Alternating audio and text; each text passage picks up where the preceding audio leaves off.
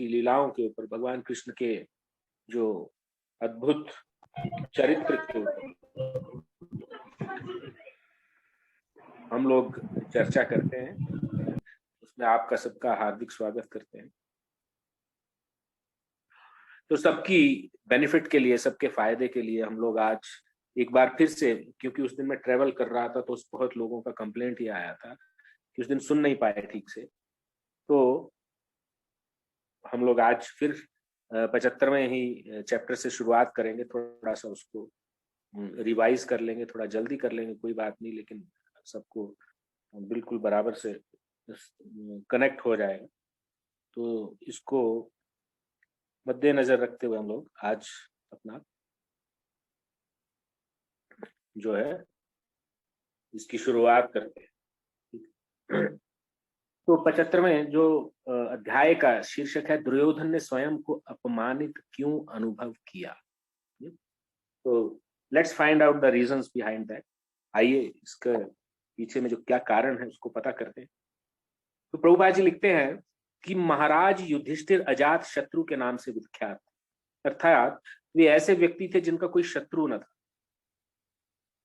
अतः जब सभी पुरुषों, देवताओं, राजाओं, ऋषियों एवं संतों ने महाराज युधिष्ठिर द्वारा आयोजित राजसूय महायज्ञ की सफल समाप्ति देखी तो वे बहुत प्रसन्न हो। परंतु अकेले दुर्योधन का अप्रसन्न होना महाराज परीक्षित को आश्चर्यजनक लगा और इसलिए उन्होंने इस तथ्य को स्पष्ट करने के लिए शुकदेव गोस्वामी से अनुरोध किया।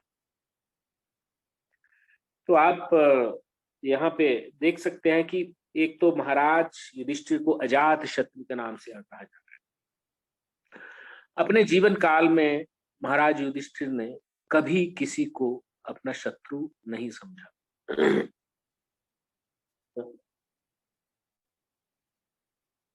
इसीलिए उनको अजात शत्रु कहा जाता है। बाकी के लोग भले ही उनको शत्रु समझते हो, दुर्योधन जैसे व्यक्ति और दुर्योधन जैसी मानसिकता वाले व्यक्ति, तो भले ही वो उनको अजात शत्रु समझते हो, लेकिन युधिष्ठिर महाराज ने कभी भी किसी को भी अपना शत्रु नहीं समझा। इसलिए बहुतेरे लोग जो थे, मोस्ट ऑफ द किंग्स और सभी लोग बहुत प्रसन्न होते थे, क्योंकि महाराज युधिष्ठिर जो धर्मराज के साक्षात प्रसाद रूप में कुंती महारानी को पैदा हुआ था। I'll request someone to help the newcomer to listen to the, because only video is off but the I think his mic is not appearing. Someone can help. Okay, मैं धर्मपत्नी से दरख्वास्त करूंगा कि मतलब कि वो उनको थोड़ा हेल्प कर दें ताकि वो उनका कम से कम माइक ऑन हो जाए।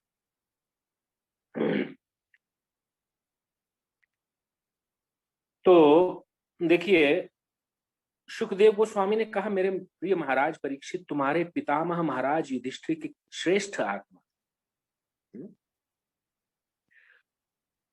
श्रेष्ठ आत्मा या महान आत्मा, श्रेष्ठ आत्मा यानी महान आत्मा। तो भगवद गीता में क्या कहते हैं, महात्मानम, क्या बोलते हैं, हाँ, महात्मानम तुमाम पार्था देवीम प्रकृतिम आश्रिता। जो दैवी प्रकृति पे आश्रित रहते हैं ऐसे महात्मा लोग ऐसे होते हैं। दैवी प्रकृति मतलब जो भगवान की दो माया स्वरूप होती हैं, एक महामाया और एक योग माया। योग माया भगवान की इंटरनल पोटेंसी कहलाती है और महामाया यानी भगवान की जो ऐसी शक्ति है जो भौतिक इस जगत को कंट्रोल करती है, यानी उनको दुर्गा देवी भी कहा जाता है। और भगवान की जो इंटरनल पोटेंसी है, इंटरनल पोटेंसी को राधा रानी कहा है। राधा रानी, उसमें भी भगवान की संवित संधिनी और आलाधिनी शक्ति, ऐसी तीन शक्तियां होती। उसमें आलाधिनी शक्ति, भगवान को आनंद देने वाली शक्ति जो है वो राधा स्वरूपा है। तो दैवीम प्रकृति महात्मानम तुम नाम पार्था देवी प्रकृति, जो देवी प्रकृति पे आश्रित रहते, यानी पूर्ण रूप से भगवान की कृपा पर वो आश्रित रहते। तो ऐसे महात्मा, तो महाराज युधिष्ठिर एक भगवान पे आश्रित रहने वाले श्रेष्ठ आत्मा, और उनका अनुकूल स्वभाव सभी को मित्र के रूप में आकर्षित करता। He was never considering anyone his enemy, even with his enemies. अपने शत्रुओं से भी वो मित्रवत व्यवहार करते थे।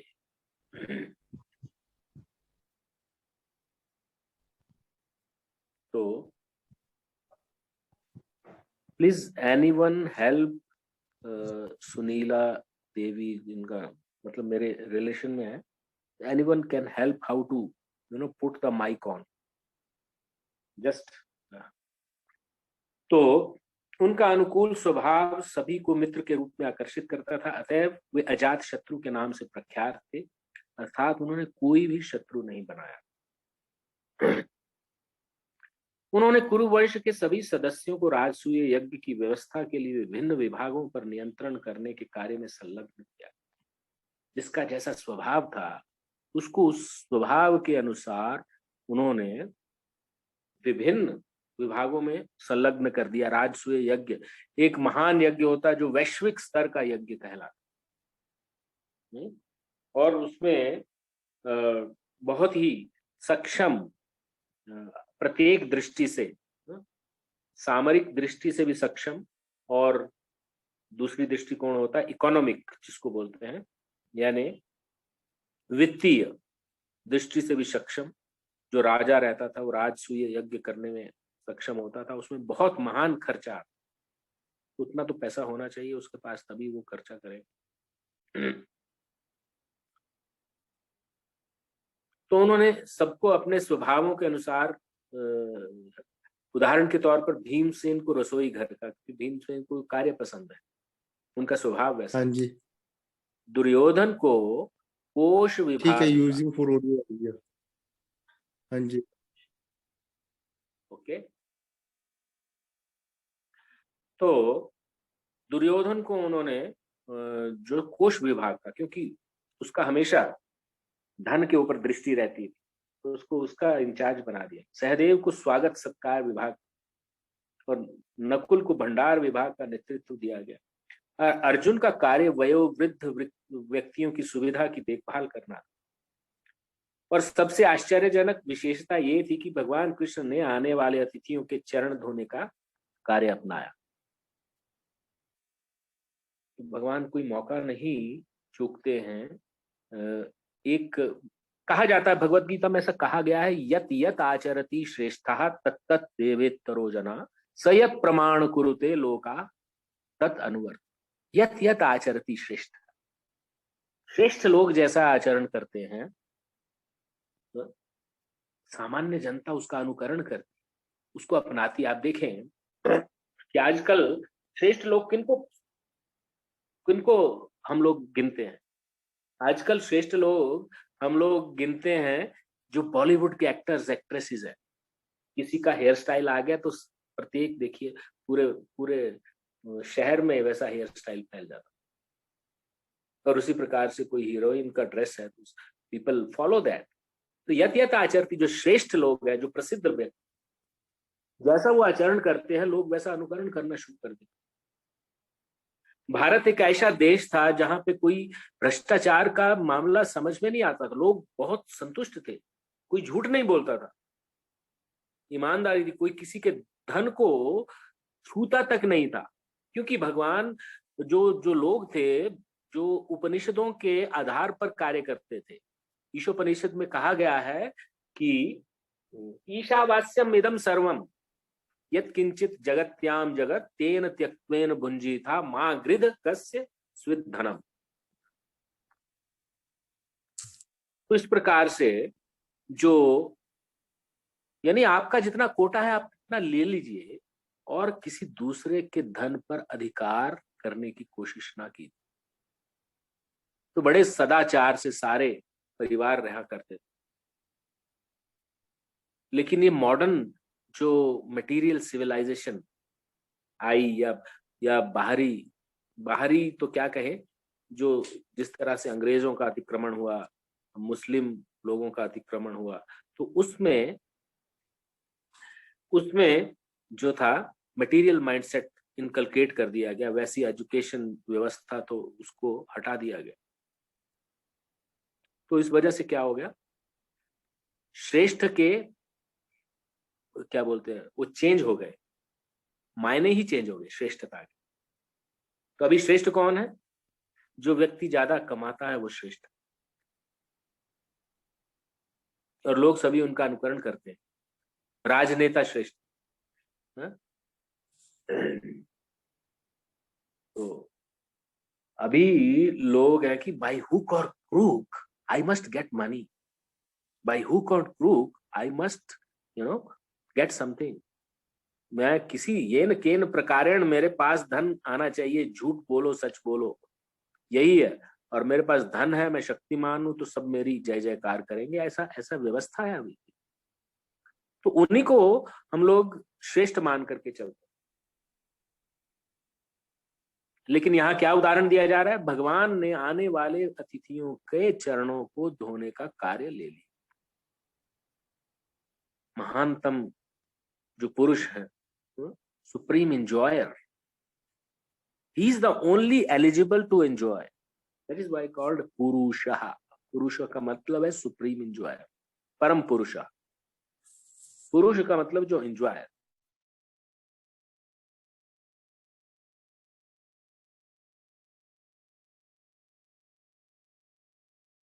होने का कार्य, किस तरह से अतिथि का सत्कार करना चाहिए, तो ये भगवान यहाँ पे सिखाते।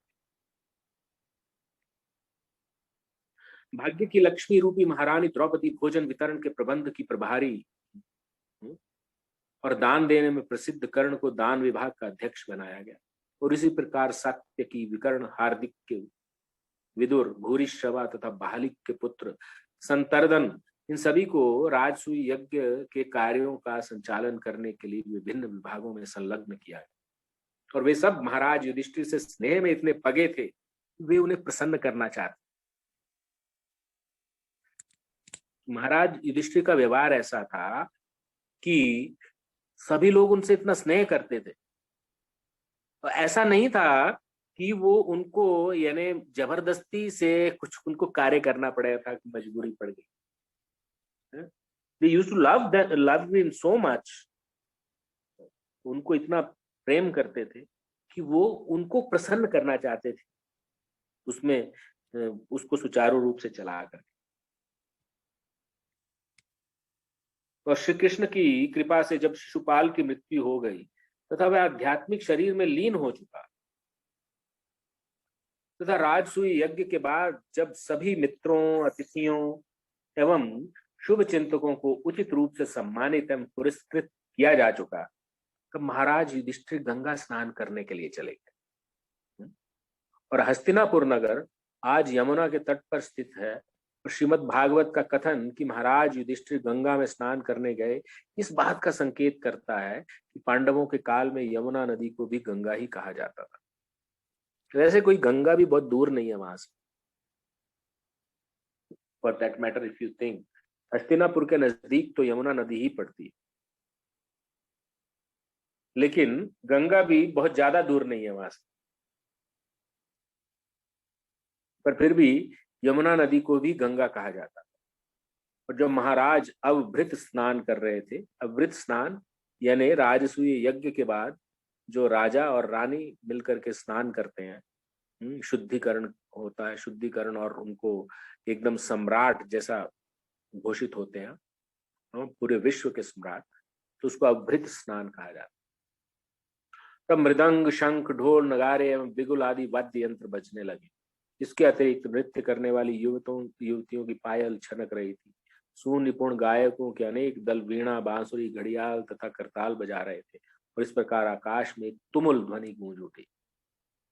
और अनेक राज्यों जैसे संजय, काम्बोज, कुरु, कैकेय तथा कौशल से राजकुमार अतिथि अपने विभिन्न झंडों एवं शानदार रूप में अलंकृत हाथी, रथ, घोड़ों एवं सैनिकों के साथ उपस्थित हुए। सभी एक शोभा यात्रा बनाकर जा रहे थे तथा महाराज युधिष्ठिर सबसे आगे थे। तो ये डिस्क्रिप्शन दी गई है कि किस प्रकार राजसूय यज्ञ के पश्चात किस प्रकार महाराज युधिष्ठिर का प्रोसेशन निकला। उसकी उसकी थोड़ा सा अपने इमेजिनेशन के घोड़े दौड़ाइए तो आपको समझ में आएगा कि इस प्रकार का उत्सव देखे हुए बहुत कम देखने के लिए मिलता है। अभी तो खाली फूल मालाओं के हार जब कोई नेता जीतता है तब भी हम लोग देखते हैं, तो वो कोई उत्सव होता नहीं है। और आजकल उत्सव का मतलब समझते हैं कि पार्टी करना।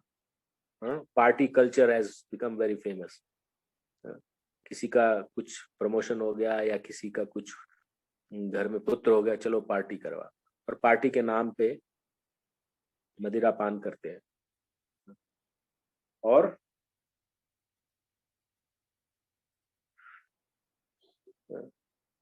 प्रणश्यति है, क्या कहते हैं, ध्यायते विषयान पुंसा संगास्तेषु उपजायते संगात संजायते कामः कामः क्रोधो विजायते क्रोधात भवति सम्मोहा सम्मोहात स्मृति विभ्रमा स्मृतिर्भ्रंशात बुद्धिर्नाशो बुद्धिर्नाशात प्रणश्यति। स्मृतिर्भ्रंशात बुद्धिर्नाशो, तो मैं इतना लंबा आपको कड़ी सुनाया हूं, उसके लास्ट में आ रहा है स्मृति भ्रंश।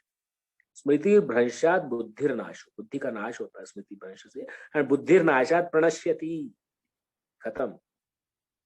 जो शराब पी लेते हैं तो उसकी स्मृति भ्रंश की स्टेज पे डायरेक्ट पहुंच जाते हैं। कहते हैं ना कि भाई इससे बात मत करो, पिया हुआ है, इसको कुछ भी मालूम नहीं क्या बोल रहा है। तो लोगों को मालूम ही नहीं है कि मतलब कि क्या हमारे लिए हार्म पहुंचा रही। स्मृति भ्रंश की स्टेज, पार्टी कल्चर। तो पार्टी कल्चर नहीं, इस तरह से समारोह में जिस प्रकार के यहाँ पे वर्णन किया जा रहा है।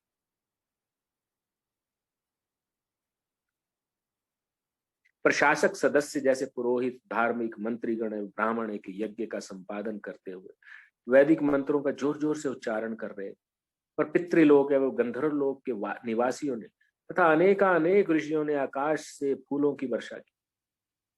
हस्तिनापुर तथा इंद्रप्रस्थ के पुरुष एवं स्त्रियों के शरीर पर विभिन्न प्रकार के इत्र व पुष्प तेलों से लिप्त थे, तो वे सभी रंगीन वस्त्र धारण किए हुए थे एवं मालाओं, रत्नों एवं आभूषणों से अलंकृत थे। वे सभी एक उस समारोह का आनंद उठा रहे थे और एक दूसरे पर जल, तेल, दूध, मक्खन एवं दही के समान द्रव पदार्थ फेंक रहे थे, और कुछ लोगों ने तो इस पदार्थों को एक दूसरे के शरीर पर पोत दिया, और इस प्रकार वे उत्सव का आनंद उठा रहे थे। तो देखिए इतना ऑपुलेंट थे, आप सोच सकते हैं कि दूध, आजकल घी खाना हो तो व्यक्ति छुपा के रखता है। हम लोग के बचपन में हमने देखा है कि घी और मक्खन प्रचुर मात्रा में उपस्थित रहता था, लेकिन आजकल घी का भाव इतना हो गया कि व्यक्ति उसको यूज करने से पहले, देशी घी को यूज करने से पहले, मतलब जो हमारी तरफ बोलते हैं कि जो साधारण व्यक्ति है वो थोड़ा सोचता है इस चीज को यूज करते, लेकिन उस देखिए कि लोग एक दूसरे पर पोत रहे हैं घी, मक्खन, दूध वगैरह एक दूसरे पे, जैसे होली खेल रहे हैं। सभी द्रव पदार्थ हल्दी एवं केसर से मिलाए गए थे तथा उत्पन्न हुए पदार्थ का रंग चमकदार पीला था, और उस महान समारोह के लिए अनेक देवताओं की पत्नियां विमानों से आई थी, वे आकाश में दृष्टिगोचर हो रही थी। उसी प्रकार संपन्न परिवार की रानियां सुसज्जित होकर एवं अंगरक्षकों से घिरी हुई विभिन्न पालकियों पर आई, और इस बीच पांडवों के भ्राता श्री कृष्ण तथा उनके विशेष मित्र श्री अर्जुन दोनों ही रानियों के शरीर पर द्रव पदार्थ फेंक रहे थे। रानियां एकदम लजा गई, परंतु साथ साथ उनकी सुंदर मुस्कुराहटों ने उनके चेहरों को प्रकाशमय बना दिया। उनके शरीर पर द्रव पदार्थ पड़ने से कारण उनके शरीर की साड़ियां पूर्णतः भीग गई। गीले कपड़ों के कारण उनके सुंदर शरीर के विभिन्न अंग, विशेष रूप से उनकी कमर और वक्षस्थल, आंशिक रूप से दृष्टिगोचर होने लगे, और रानियां भी द्रव पदार्थों से भरी बाल्टियां लाई और उन्हें अपने देवरों पर छिड़कने लगी। और जब वे इस प्रकार को उल्लासित कर देने वाली गतिविधियों में संलग्न थी तो उनके केशों के बंधन टूट गए और शरीर को सज्जित करने वाले फूल गिरने लगे। और जब भगवान श्री कृष्ण, श्री अर्जुन और रानियां इस आनंददायक कार्यों में लीन थी, तब अशुद्ध हृदय वाले व्यक्तियों के मन कामुक इच्छाओं से उत्तेजित हो गए, और दूसरे शब्दों में शुद्ध पुरुषों एवं स्त्रियों में ऐसा व्यवहार आनंददायक है, परंतु भौतिक दृष्टि से दूषित व्यक्ति कामुक हो उठते। This is very intricate subject actually.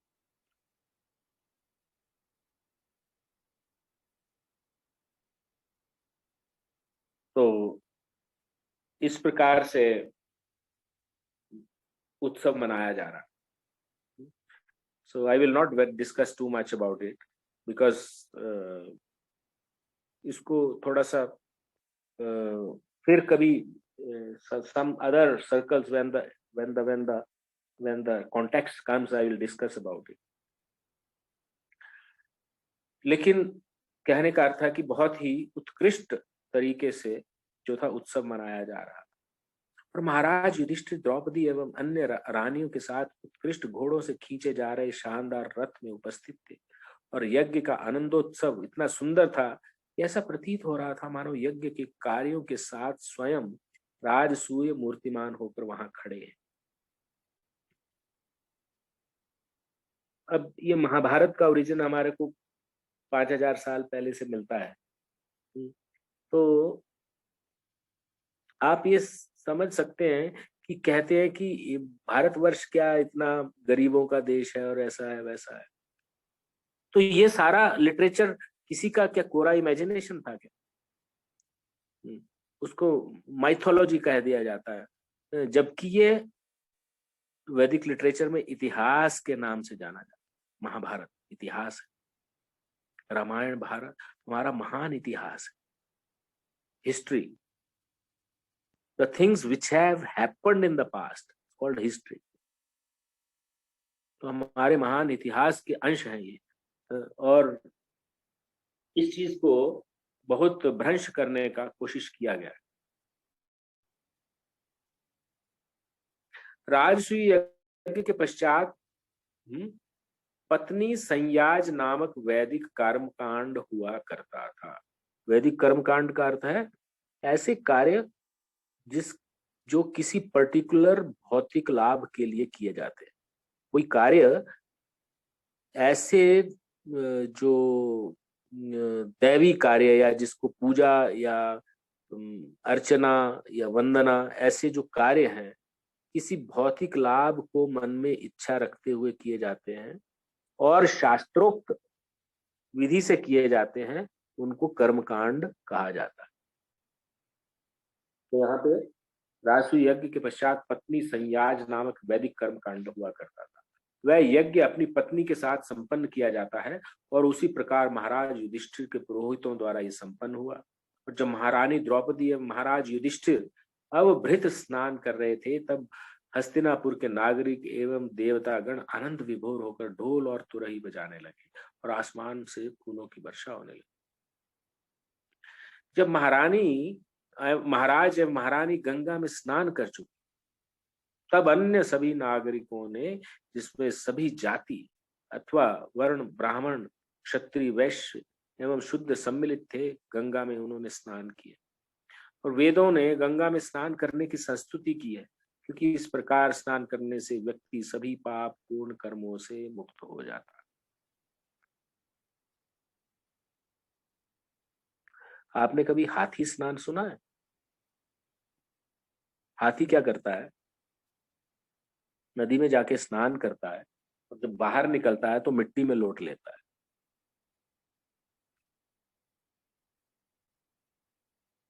Ganga स्नान एक बहुत ही पवित्र कार्य माना जाता है, जिससे व्यक्ति प्रायश्चित करता है और अपने पाप पूर्ण जो कृत्य किए गए हैं उनको गंगा स्नान करके भगवान को आवाहन करके, गंगा देवी को, गंगा नदी को आवाहन करके क्षमा याचना करता है, प्रायश्चित करता है, और फिर आध्यात्मिक पथ पर प्रगति करने का संकल्प लेता है। लेकिन आजकल लोग भयंकर व्यभिचार, भ्रष्टाचार सब कुछ करते हैं, गंगा में जाके स्नान करते हैं, और फिर बाद में फिर आके दोबारा से वैसे ही कार्यों में संलग्न हो जाते। तो एक प्रकार से वो हाथी स्नान ही हो जाता है। बाय मिस्टेक सबसे गलती होती है। So making mistake is not an issue, but not learning from mistake is an issue. गलती करना, कोई गलती हो जाना कोई बड़ी बात नहीं है, लेकिन अपनी गलतियों से सीख ग्रहण नहीं करना बड़ी बात हो, मतलब भयंकर बात, खराब बात। तो व्यक्ति जो गलतियां करता है, उसको यदि मालूम है कि मैं पाप पूर्ण कृत्य कर रहा हूँ, गंगा में जाकर उनको धो करके आऊंगा, तो उसको जब गंगा में जाकर नहान स्नान करके आ जाते हैं, उसके बाद उसको संकल्प लेना चाहिए कि मैं आगे ऐसे पाप पूर्ण कृत्य नहीं करूं। तभी उस स्नान की वास्तविकता का मतलब, यानी उसका वास्तव में कोई मतलब होता है। अदरवाइज इट्स लाइक हस्ती हस्ती स्नान हो रहा है, हाथी स्नान। ये भारत में आज भी विशेष रूप से महत्वपूर्ण शुभ अवसरों पर प्रचलित है। ऐसे समय लाखों लोग गंगा में स्नान करते हैं। स्नान करने के पश्चात महाराज युधिष्ठिर ने रेशमी चादर एवं नवीन रेशमी वस्त्र धारण किए और स्वयं को बहुमूल्य आभूषणों से अलंकृत किया। महाराज ने मात्र स्वयं को सज्जित एवं अलंकृत नहीं किया, अपितु उन्होंने पुरोहितों एवं यज्ञ में भाग लेने वाले सभी लोगों को नूतन वस्त्र एवं आभूषण दिए। इस प्रकार वे सभी महाराज युधिष्ठिर के द्वारा पूजे गए। वे निरंतर अपने मित्रों, पारिवारिक सदस्यों, संबंधियों, शुभ चिंतकों एवं सभी उपस्थित जनों की उपासना करते थे और श्री नारायण के महान भक्त एवं वैष्णव होने से उन्हें ज्ञात था कि किस प्रकार लोगों के साथ सद्व्यवहार किया जाना चाहिए। कोई श्रेष्ठ व्यक्ति या राजपद पर जाना चाहता है तो उसको महाराज युधिष्ठिर के आचरण से सीख लेनी चाहिए। प्रत्येक व्यक्ति को भगवान के रूप में देखने का मायावादी दार्शनिकों का प्रयास एकता की ओर एक कृत्रिम मार्ग है, परंतु वैष्णव अर्थात श्री नारायण का भक्त प्रत्येक जीवात्मा को श्री भगवान का एक अंश मानता। तो ये थोड़ा इंट्रिकेट सब्जेक्ट है, यहाँ पे फिर मायावाद आपको एक्सप्लेन करना पड़ेगा, क्या मायावाद है। मायावाद है कि अहम ब्रह्मास्मि का गलत मतलब निकाल दे। मायावाद है सोहम का गलत मतलब निकाल दे। सोहम यानी मैं वही हूँ, मैं परमात्मा ही हूँ। वो आजकल ऐसे बहुत सारे परमात्मा इकट्ठे हो जाते हैं, मायावादी सिद्धांत है।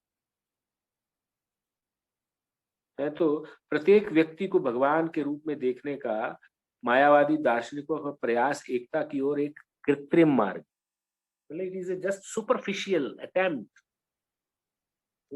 सुपरफिशियल मतलब ये खाली सतह पे काम करने वाला सिद्धांत है। और वैष्णव सिद्धांत क्या है कि प्रत्येक व्यक्ति भगवान कृष्ण का शाश्वत रूप से, सनातन रूप से अंश है। भगवत गीता जिसे कहती है ममैव अंशो जीवलोके जीव भूता सनातना मनः षष्ठानि इंद्रियाणि प्रकृति स्थानी कर्षति। मम एव अंशो जीवलोके, जीवलोक में मम एव अंशो, सभी मेरे अंश, जीव भूता सनातना और सनातन रूप से। I think there will be requesting devotee to rejoin if it goes off, you know. तो थोड़ी देर बाद ये बंद होने वाला है, 40 मिनट पूरे हो चुके हैं, तो आप सभी रीज्वाइन कीजिएगा। Within 2 minutes, Prabhuji. Within 2 minutes, okay. तो हम बात कर रहे थे कि किस प्रकार सद्व्यवहार करना चाहिए। अतएव अन्य जीवात्माओं के साथ वैष्णव का व्यवहार परम स्तर पर स्थित होता है। और जिस प्रकार व्यक्ति अपने शरीर की के एक अंग से दूसरे अंग की अपेक्षा भिन्न व्यवहार नहीं कर सकता, क्योंकि वे दोनों अंग एक ही शरीर के हैं, और इसी प्रकार वैष्णव किसी मनुष्य अथवा पशु को भिन्न नहीं देखता। दोनों में वह आत्मा एवं परमात्मा के साथ साथ विद्यमान पाता है। तो हमारे शरीर में बहुत सारे अंग है, सिर है, आंखें हैं, नाक है, मुंह है, फिर हमारी बाजुएं हैं, हाथ है, पेट है, जंघाएं हैं, फिर पैर है। तो हम ऐसा कहेंगे कि भाई पैर तो क्या है, कोई इम्पोर्टेंट चीज नहीं है, गंदगी में जाता आता है, इसको हम लोग इम्पोर्टेंस नहीं देंगे, खाली हम मुंह को इम्पोर्टेंस देंगे। ऐसा होता है क्या? नहीं होता। हम शरीर के किसी भाग को इग्नोर नहीं कर सकते, क्योंकि सभी शरीर के अंग ही हैं। और उसी प्रकार वैष्णव क्या समझता है, प्रत्येक व्यक्ति भगवान का अंश है, सनातन रूप। चाहे वो मनुष्य हो चाहे पशु हो, वो किसी कारणवश अपने कर्मों के फलस्वरूप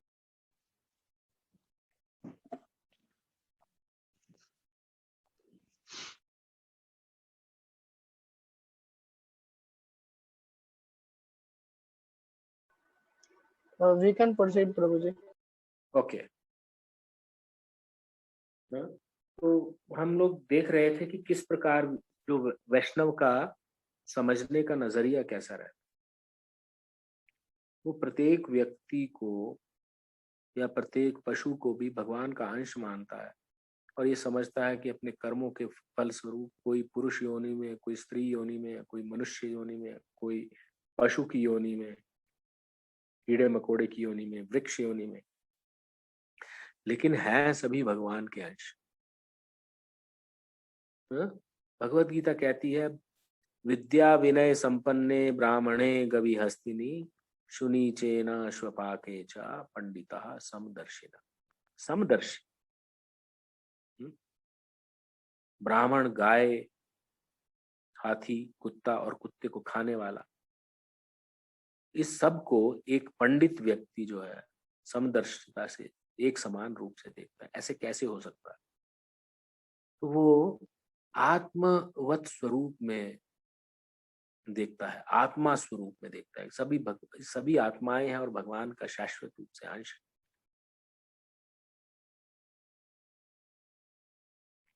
तो वैष्णव का व्यवहार ऐसे ही होना चाहिए। और जब वो इस तरह से देखेगा तो वो सभी के कल्याण की कामना करे। वो ये नहीं सोचेगा ये हाथ हैं तो हाथों को हम लोग ऐसा कर दें, और ये पाँव हैं तो पाँव को ऐसा कर दें, इनको इग्नोर कर दें। नहीं, ऐसा नहीं हो। तो जब स्नान करने के पश्चात सभी लोग ताजा हो गए और उन्होंने कौशेय यानी रेशमी वस्त्रों के साथ, कौशेय यानी जो जैसे सिल्क कैसे बनता है, एक कोश में बनता है ना, उसके चारों तरफ वो कीड़ा लपेटते जाता है, फिर बाद में खुद ही उसमें बंद हो जाता है, मर भी जाता है।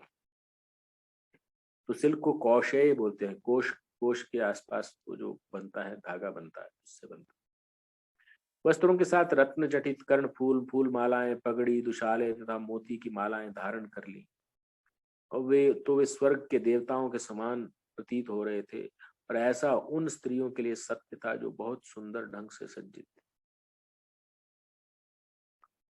प्रत्येक स्त्री ने कमर में करधनी बांध रखी थी और वे सभी मुस्कुरा रही थी, और उनके शरीर पर तिलक के चिन्ह एवं घुंघराले केश इधर उधर लहरा रहे थे। बहुत ही आकर्षक दृश्य था। जिन व्यक्तियों ने, जिनमें अत्यंत सुसंस्कृत पुरोहित, यज्ञ में सहायता करने वाले ब्राह्मण, सभी वर्णों के नागरिक, राजा, देवता, ऋषि, संत एवं पितृलोक के नागरिक सम्मिलित थे, जिन्होंने राजसूय यज्ञ में भाग लिया, महाराज युधिष्ठिर के व्यवहार से अत्यंत संतुष्ट थे, और अंततः वे प्रसन्नचित्त अपने अपने घर गए, और अपने घरों को लौटते हुए वे महाराज युधिष्ठिर के व्यवहार के विषय में चर्चा करने लगे, और उनकी महानता के विषय में निरंतर चर्चा करते रहने पर भी वे तृप्त नहीं। ठीक उसी प्रकार जैसे अमृत को निरंतर पीते रहने पर भी व्यक्ति संतुष्ट नहीं होता। सबके प्रस्थान के पश्चात महाराज युधिष्ठिर ने श्री कृष्ण सहित निकटतम मित्रों को रोके रखा तथा उन्हें जाने नहीं दिया। भगवान श्री कृष्ण तो महाराज के निवेदन को अस्वीकार नहीं कर सके एवं उन्होंने सांब तथा अन्य यदुवंश के सभी वीरों को वापस भेज दिया और वे सभी द्वारका लौट गए और महाराज को सुख पहुंचाने के लिए श्री कृष्ण स्वयं ही वहां रुके रहे।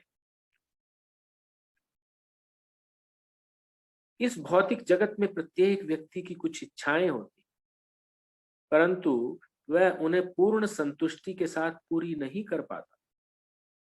परंतु श्री कृष्ण के प्रति अपनी अटल भक्ति के कारण महाराज युधिष्ठिर ने यह राजसूय यज्ञ का संपादन करके अपनी सारी इच्छाएं पूर्ण की। तो भगवान की भक्ति में ऐसा बताया जा रहा है, अपनी अटल भक्ति के कारण महाराज युधिष्ठिर की सारी इच्छाएं पूर्ण हो।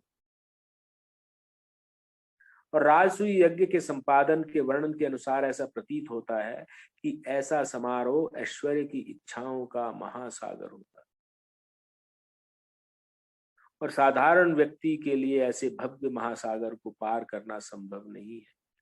तो भी भगवान श्री कृष्ण की कृपा से महाराज युधिष्ठिर ने अत्यंत सहजता पूर्वक सागर को पार कर लिया और वे इस प्रकार वे सभी चिंताओं से मुक्त हो।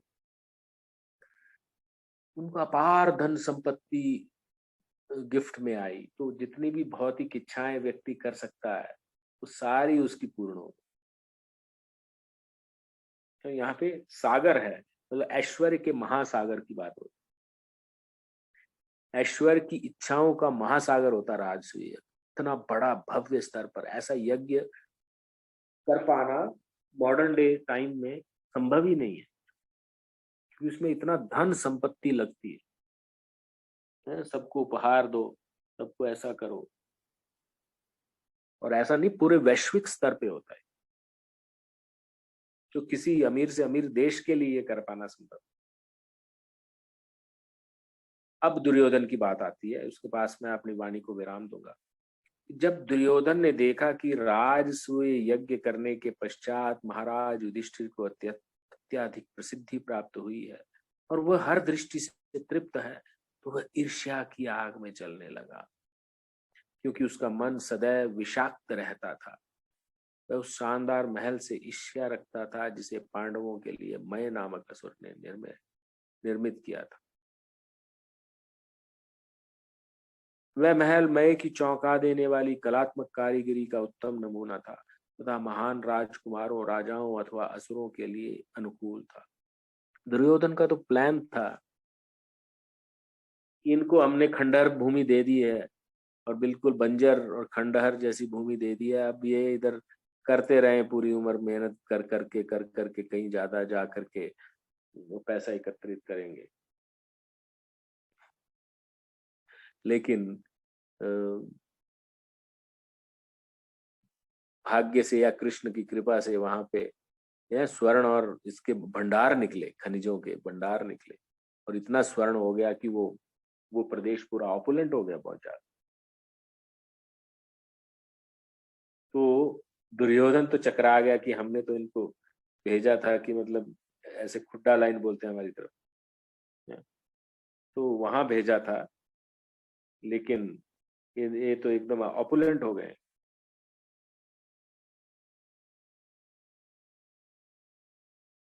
और उस भव्य महल में पांडव अपने परिवार के साथ रह रहे थे। महारानी द्रौपदी शांति पूर्वक अपने पतियों की सेवा कर रही थी। और चूंकि उन दिनों भगवान श्री कृष्ण वहीं थे, अतएव उनकी सहस्त्रों रानियों के कारण महल सज्जित था।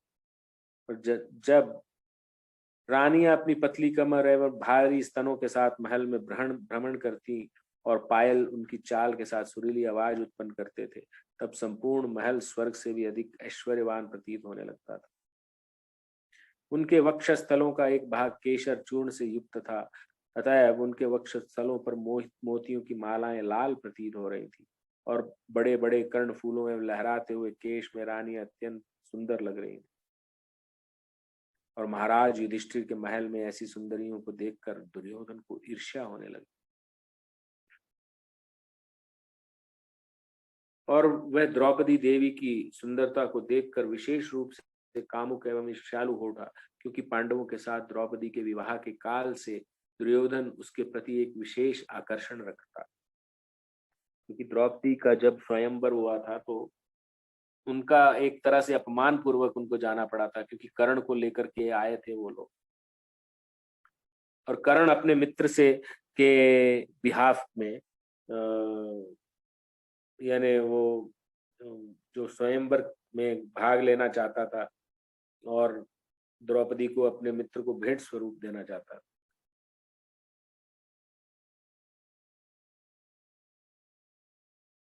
लेकिन वो कुछ कर नहीं पाए, वो परीक्षा कर्ण को तो उस स्वयंवर में भाग ही नहीं लेने दिया गया।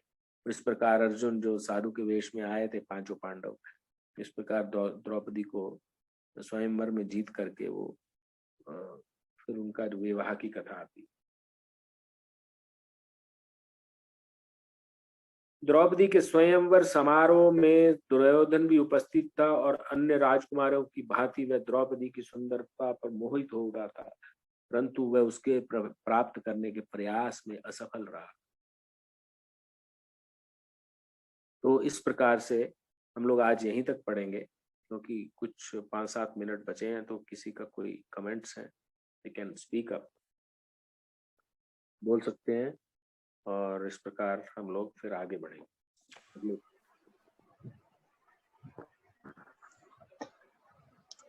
हरे कृष्णा प्रभु जी।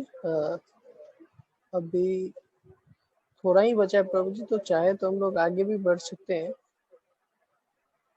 ओके, तो उसको केवल 2 कंप्लीट पेज कर ही लें। है। यस प्रभु जी। ओके, तो एक बार मयासुर द्वारा निर्मित महल में महाराज युधिष्ठिर अपने स्वर्ण सिंहासन पर बैठे थे, और उन जब राजसूय यज्ञ संपन्न हो गया उसके पश्चात की ये बात है, उसके बाद की बात है। तो महाराज युधिष्ठिर अपने स्वर्ण सिंहासन पर बैठे थे। उनके चारों भ्राता एवं अन्य संबंधी, उनके शुभ चिंतक श्री कृष्ण वहां उपस्थित थे। महाराज युधिष्ठिर का भौतिक ऐश्वर्य ब्रह्मा के ऐश्वर्य से तनिक भी कम नहीं लग रहा था, और जब वे अपने मित्रों से घिरे हुए सिंहासन पर विराजमान थे एवं सुंदर गीतों के रूप में गायक उनकी स्तुति कर रहे थे, तब दुर्योधन अपने छोटे भ्राता के साथ महल में प्रविष्ट हुआ। तो दुर्योधन के शिरस्त्राण से सज्जित था, एक शिरस्त्राण से सज्जित था, वह हाथ में एक तलवार धारण किए हुए था। वह सदैव क्रोधित एवं ईर्ष्यालु मनोदशा में रहता था, अतः थोड़े से टोकने पर वह द्वारपालों से तीखे स्वर में बोलने लगा और क्रोधित हो उठा। इसलिए वह उत्तेजित था, क्योंकि वह जल एवं धरती के बीच अंतर करने में असफल रहा था।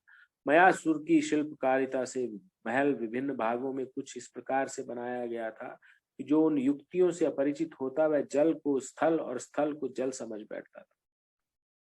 और दुर्योधन इस शिल्पकारिता से भ्रमित हो गया था, और जब वह जल को स्थल समझकर उस पर चलने लगा तो वह गिर पड़ा। तो व्यक्ति जब गुस्से में होता है ना, तो वो इधर उधर कम देखता है, उसको वो पर्टिकुलर जिस वजह से गुस्से में होता है उसी के ऊपर उसका कंसंट्रेशन होता है। तो वो आसपास में कहाँ जा रहा है, क्या कर रहा है, उससे वो उसको यानी ध्यान नहीं रहता है उस चीज का, क्रोध में, और इस तरह वो गलती कर ही बैठता है। इसी प्रकार दुर्योधन भी क्रोधित रहता था, और द्वारपालों से भी आड़ा टेढ़े बात करता था, और इस तरह से वो गिर गया। वो उसको जल को स्थल समझ लिया और स्थल को जल, और अपनी मूर्खता के कारण दुर्योधन गिर पड़ा। तो रानियां इस घटना का हंस हंसकर आनंद उठाने लगी। तो कोई आप देखिए, कोई ऐसा चलते चलते कोई कीचड़ में गिर जाता है तो लोग हंस ही देते हैं उसको, तो उसी प्रकार से वो गिर गया है बुरी तरह से, तो रानियां हंसने लगी। महाराज युधिष्ठिर दुर्योधन के मनोभाव को समझ गए और रानियों को हंसने से रोकने लगे, परंतु श्री कृष्ण ने संकेत दिया कि महाराज को स्थिति का आनंद उठा रही रानियों को हंसने से नहीं रोकना चाहिए। श्री कृष्ण की इच्छा थी कि दुर्योधन इस प्रकार मूर्ख बन जाएगा और सभी उसके मूर्खतापूर्ण व्यवहार का आनंद उठाएंगे। और जब सभी हंसने लगे तो दुर्योधन ने स्वयं को अपना अपमानित अनुभव किया तथा क्रोध में उसके केश खड़े हो। कोई वैसे इंसान होता तो उनके हंसने के साथ साथ वो भी हंसने लगता और उस चीज को एकदम पूर्ण परिहास में कन्वर्ट कर देता उस चीज को। कि गिर गया, चलो उसको सपोर्टिंगली लेकर के हंसने लगता है, अरे मैं तो पागल बन गया है। इस तरह से सबके साथ वो वैसे उसको स्थिति को पलट सकता था। लेकिन दुर्योधन था ही स्वभाव से ईर्ष्यालु, और जब कोई हंसने लगा तो उसको और भी गुस्सा आ गया। वैसे थी तो उसकी मूर्खता ही, और इतना गुस्सा आ गया उसके केश खड़े हो। वह शांत था एवं उसने कोई विरोध नहीं किया। जब दुर्योधन इतना क्रोधित होकर वहां से गया तो सभी ने उस घटना पर खेद प्रकट किया तथा महाराज युधिष्ठिर भी उदास हो गए। परंतु इन सब घटनाओं के पश्चात भी श्री कृष्ण शांत थे। वे घटना के पक्ष में अथवा विरोध में कुछ नहीं बोले। भगवान का नाम भी एक शांत भी भगवान का ही नाम है।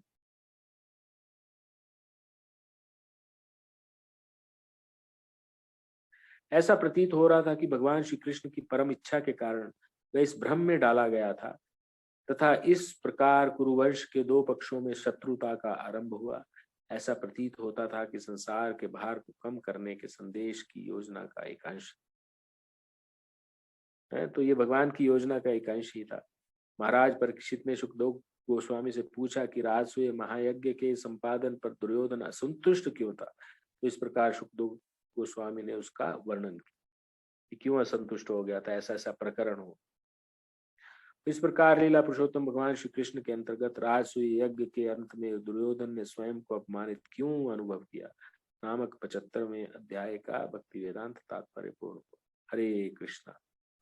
Requesting devotees to please comment on the learnings of today's session, and we will pray for Lord Nrsimhadev for